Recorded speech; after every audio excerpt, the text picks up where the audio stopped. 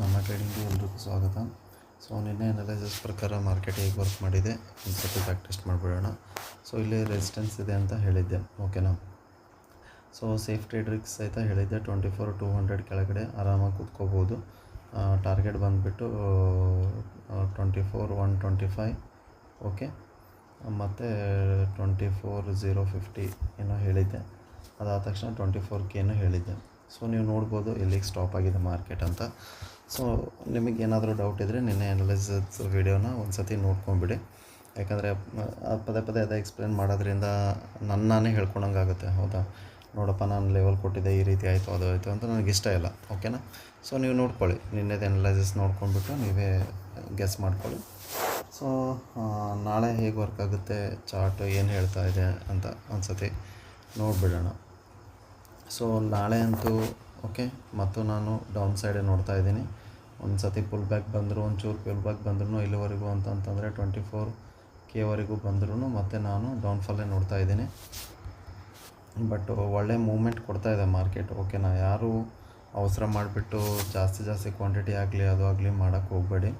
So ಇಲ್ಲೊಂದು clear ಇದೆ, ಇಲ್ಲಿ 23,700, ಓಕೆನಾ. ಇದೇನಾದರೂ ಸಪೋಸ್ ಬ್ರೇಕ್ ಆದರೆ 23,500 ಮಾರ್ಕೆಟ್ ತೊಗೊಂಡೋಗೋ ಚಾನ್ಸಸ್ ಇದೆ.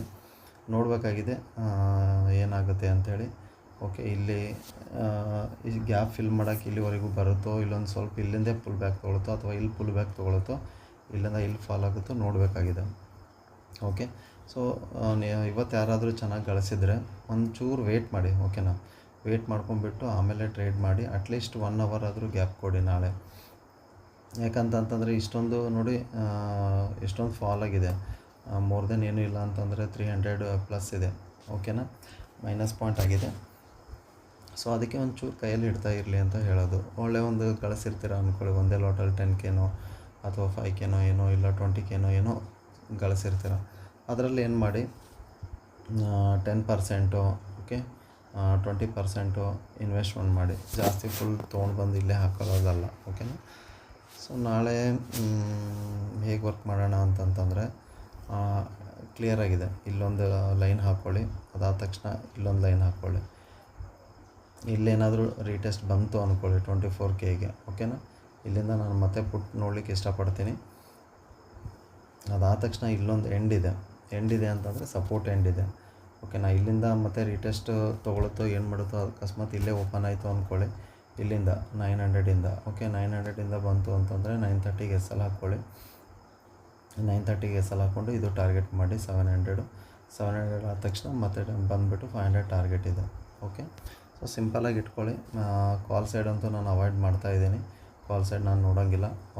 ನಿಮಗೇನಾದರೂ ಇಷ್ಟ ಇದ್ದರೆ ಓಕೆನಾ, 25 ಅದು 24,070 ಮೇಲ್ಗಡೆ ಏನಾದರೂ ಹೋಗ್ತಾಯಿದ್ರೆ ಅದು ಒಂದು ಲಾಟಲ್ಲಿ, ಬಟ್ ಕಂಪ್ಲೀಟಾಗಿ ನನಗೆ ಕೊಡೋಕ್ಕೆ ಇಷ್ಟ ಇಲ್ಲ.